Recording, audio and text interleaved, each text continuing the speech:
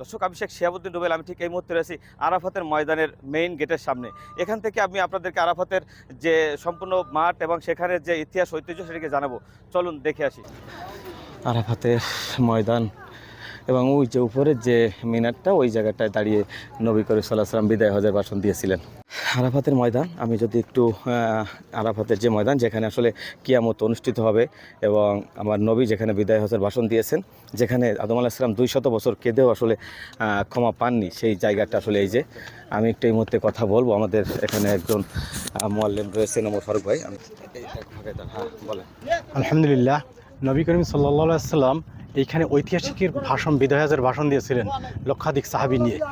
আর হচ্ছে এখান থেকে হযরত আদম আলাইহিস সালাম আর হযরত হাওয়া আলাইহিস সালাম এখানে মিলিত হয়েছিলেন, তাই এখানে নাম হচ্ছে আরাফাতের ময়দান। আর এই আরাফাতের ময়দানেই আমাদের বিচার কার্য শুরু হবে, কিয়ামত দিবস এখান থেকে শুরু হবে। আমরা এইখান থেকে নবী করিম সাল্লাল্লাহু আলাইহি সাল্লাম লক্ষাধিক সাহাবীদের নিয়ে যে ভাষণ দিয়েছিলেন, ভাষণের পরে ইসলামের অনুসরণ করে সবাই ছড়িয়ে পড়েছিলেন। আর এখান থেকে ইসলামের দাওয়াত দেওয়ার জন্য সাহাবীরা বিভিন্ন দেশে চলে গেছিলেন। তাই এই আরাফাতের ময়দান, এখানে আর কয়েকদিন পরেই হজ অনুষ্ঠিত হবে, তাই এখানে পরিষ্কার পরিচ্ছন্ন চলছে। পাহাড়ের উপর থেকে যে আরাফাতের ময়দানের যে জায়গাটা, এখানে মূল ফটক, এখান থেকে আসলে আসতে হয়। আসার পরে আরাফাতের ময়দানে এই পাহাড়ে উঠতে, যে দেখছেন সকলে এখান থেকে উঠে আসছে। এই আরাফাতের যে মাঠ, এখান থেকে আসলে হাজিরা এই যে সিঁড়ি বেয়ে এখান থেকে উঠতে হয়। এখান থেকে উঠে দেন আস্তে আস্তে করে ওই নিচে থেকে, আমি একটু দেখাবার, নিচে থেকে উপরে উঠে এবং উঠে সেখান থেকে এই আরাফাতের যে জায়গাটা রয়েছে ময়দান, এবং এইখানের থেকে বিদায় হজের ভাষণ দিয়েছেন 2 লক্ষাধিক সাহাবীদের সঙ্গে নিয়ে। এবং এখান থেকে সাহাবীদের নিয়ে, এবং এর পরবর্তীতে কিন্তু নবী বিদায় হজের পরে সে মারা গিয়েছেন। এবং এই জায়গায় 200 বছর আদম আলাইহিস সালাম কিন্তু তিনি আল্লাহর কাছে কেঁদেও কিন্তু ক্ষমা পাননি আরাফাতের ময়দানে। এবং এটি হাদিসের যেটি বর্ণনা রয়েছে যে এই আরাফাতের ময়দানে কিয়ামত অনুষ্ঠিত হবে। আমি একটু আরাফাতের ময়দানের পুরো সাইডটা একটু আপনাদেরকে দেখাই। এটি মূলত আরাফাতের ময়দানের সেই পিছন সাইড, যেটি এই বিভিন্ন পাথর পাহাড় রয়েছে, বিশাল ময়দান। এই ময়দানে আসলে কিয়ামতের দিন সকলকে হাজির হতে হবে। আরাফাতের ময়দানের পুরো জায়গাটা আমি একটু দেখাই। পুরোটা এটি আরাফাতের ময়দানের পুরো ময়দানের যে, এবং সামনে যে সাদাগুলো দেখছেন তাঁবুর মতো, ওখানে কিন্তু হাজিরা যারা বড় হজে আসে তারা কিন্তু ওইখানে হজে এসে ওখানে থাকতে, তাঁবুতে থেকে এখানে আসলে এসে দোয়া করতে হয়। এবং এই যে আরাফাতের সেই জায়গা, এই জায়গাটা আসলে এই আরাফাতের এই ময়দানেই কিয়ামত অনুষ্ঠিত হবে, সেই কিয়ামতের সেই ময়দানটি।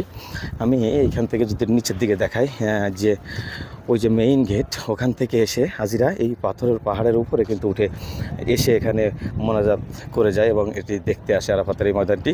আমি একদম উপরে রয়েছে সে আরাফাতের ময়দানের সেই উপর অংশটায়। আরাফাতের ময়দান খুবই ঐতিহাসিক। আরাফাতের ময়দান বিশ্বনবী সাল্লাল্লাহু আলাইহি ওয়াসাল্লাম, রাসূল সাল্লাল্লাহু আলাইহি ওয়াসাল্লাম এখানে কিন্তু বিদায় হজের ভাষণটি দিয়েছিলাম। আমি এখন নিচের দিকে একটু নামি।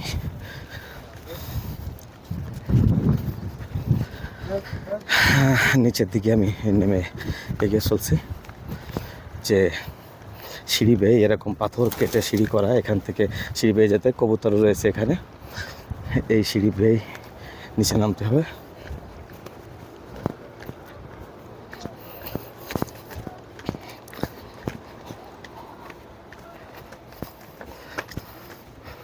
সিঁড়ি বেয়ে পাথরের কেটে সিঁড়ি করা, সিঁড়ি বেয়ে এভাবে সিঁড়িগুলো গেছে উপরে, ওই যে সেই নবীর সেই যে জায়গা, ভাষণের জায়গাটা, এভাবে পাথর কেটে কিন্তু সিঁড়ি তৈরি করা হয়েছে।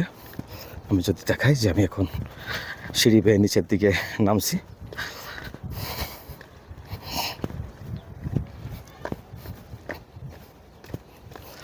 আমরা আরাফাতের ময়দানের সেই জায়গাটায় আসলে অনেক মুরব্বীও আমরা দেখেছি এখানে এসেছে, অনেক কষ্ট করে তারা আসলে এখান থেকে হেঁটে পায়ে হেঁটে আসলে যেতে হচ্ছে এবং অনেক কষ্ট করে এখানে উঠছে। এই যে সেই আরাফাতের ময়দানটি, সেখানে ওঠা এবং নামা অনেকটা কষ্টের এবং ডিফিকাল্ট।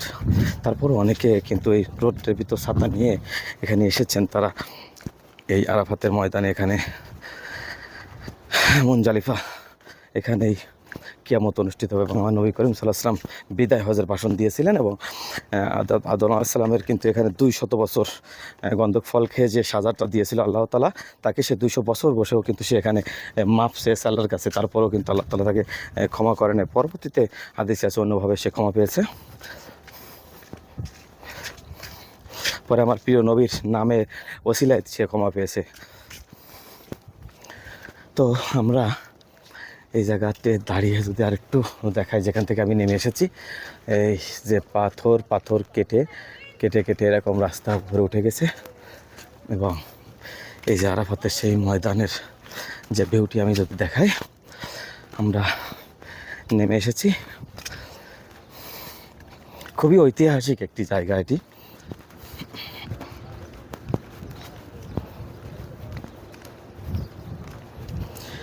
এটি আসলে মেইন যে সিঁড়ি বেয়ে এখান থেকেই উঠতে হয়। দেখছেন অনেকে কিন্তু এখন নামছে ওখান থেকে। এবং আরাফাতের ময়দানের সামনের যে সাইডটা রয়েছে একদম নিচেই, সেখানে কিন্তু আমি এসেছি।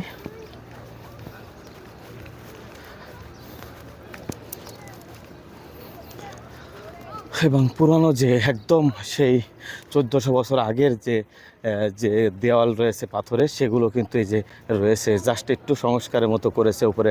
সেই 1400 বছর আমলের 1400 বছর আগে সে পাথরও কিন্তু এখানে এই যে রয়েছে।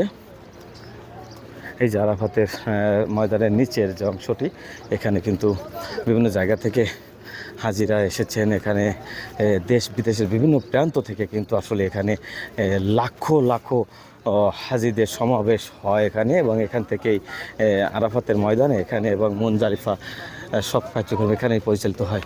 আমি এখানে দাঁড়িয়ে আরেকটু দেখাই যে উপরের দিকে যে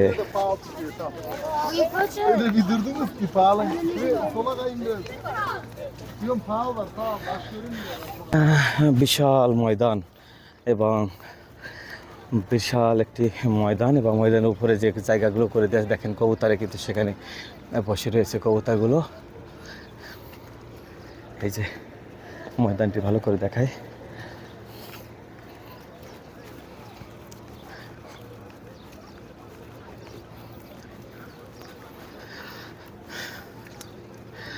হ্যাঁ দর্শক, আমি কিন্তু আরাফাতের ময়দানের এবার একদম নিচের অংশে রয়েছি, যেখান থেকে উপরের অংশটি সম্পূর্ণ দেখা যায়।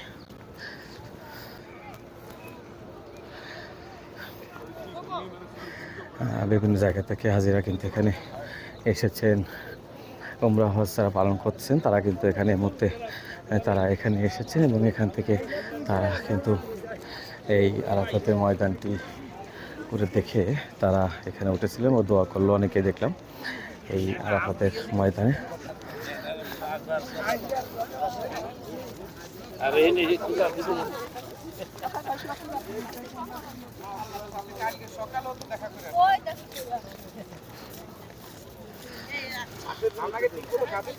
কি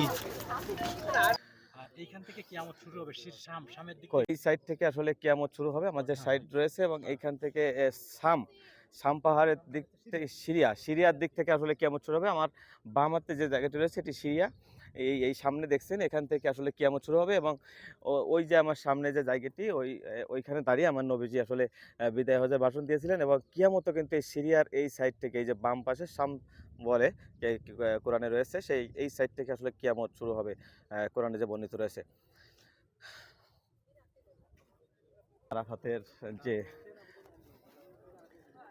মেইন গেট,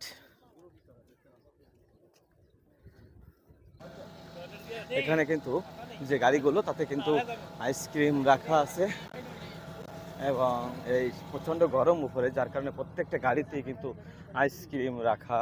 এখান থেকে আসলে যারা হাজিরা, যারা অনেক কষ্ট হয়ে যাবে, তারা নিচে এসে এখান থেকে আইসক্রিম খাওয়ার যে ব্যবস্থাটি সেটা কিন্তু এখানে রয়েছে। এবং বিভিন্ন ফল ফালিতে এখানে কিন্তু বর্ষা সাজিয়ে বসেছে। আমি যদি দেখাই যে এই যে বিভিন্ন ফলের যে করা হয়েছে,